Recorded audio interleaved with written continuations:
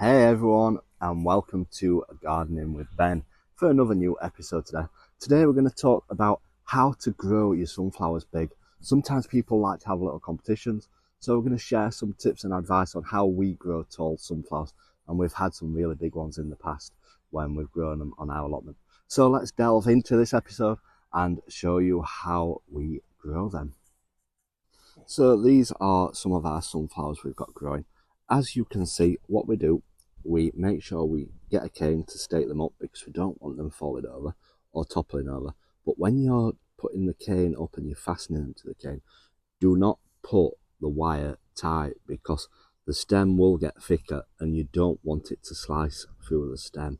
So make sure you put it quite loose like that so that the stem can get wider.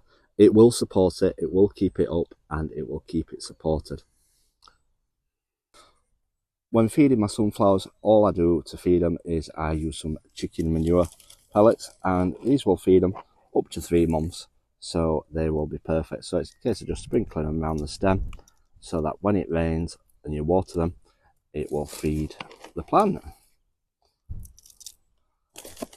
Now when I feed the plant, when I feed it as well, I also feed it with this once a week so that it gives it that extra boost and extra spurt and gets it growing really fast.